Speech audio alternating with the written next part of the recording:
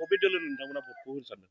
जोंनि बे ओनसोलावथ' जोङो दा बोजबनानै लानाय जाखाबायानो हमना ला जोङो BPF दोलोखौ जोङो मोजाङै दैदेनगासिनो दं। जोङो BPF दोलोखौनो जोङो देरहाहोहरगोन। BPF दोलोनि जाय बिजाथि जागोन जों बिथांमोनखौनो बे बिथांखौनो जोङो देरहाहोहरगोन आरो उनाव जोंनि बे गोग्लैसोना थानाय रायजो राजानि खामानिफोरखौ नायनो थाखाय जोङो बे पार्टिखौ BPF पार्टिखौ जोङो बे बिजाथिखौ BPFनि बिजाथिखौ जोङो देरहाहोगोन।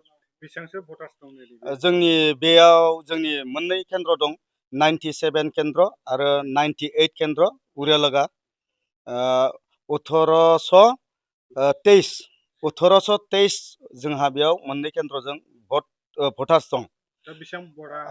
जोंना दा बेयाव जोङो बिजाथि जोङो टारगेट जायाखैब्लाबो जोङो दा पार्टिखौ फोथांनानै लाखिनाय जाखाना दं। जोङो 80% जोंहा फैनानै दंखायो। औ BPF-आ। मानि थाखाय नोंथांमोना BPF-खौ सापर्ट खालामजादों? जोङो गोदोनिफ्रायनो जोङो BPF-आ गोदोनिफ्रायनो दंखायोमोन नालाय जोङो एसे उन्दैनिफ्रायनो दंखायोमोन नालाय दा जोङो BPF-खौनो फुराना हान्जा हिसाबै मोजाङै मावलांगोनखौ जोङो हाग्रामा सारखौ जोङो सापर्ट होनो जोङो आवगायदों रायजोआनो गासै रायजोआनो आंल' नङा। दा बे बेलायावहाय जों नुदों UPPL दोलो न' दा बेनि बेलायावहाय रायजो राजाफ्रा बेसेबां पारसेन्टआ जेनेबा नोंथांमोनजों दंबायदि? ओरैनोथ' जोंनि बेयाव रायजो राजाफ्रा UPPL दोलोजों जोंनि नुनायाव एसेबांखौ जों नुवाखै 10%सोल' दं बिसोरजों। नोंथांमोननि भटआ हरिसिंगा समस्ति जोंनिया।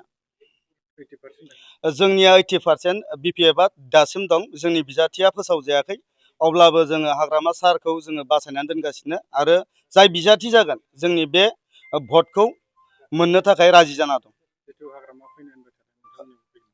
जोंनियाव फैनायखौथ' आङो बुंथ' हाया फैगोनखौ खोनाबाय थादों।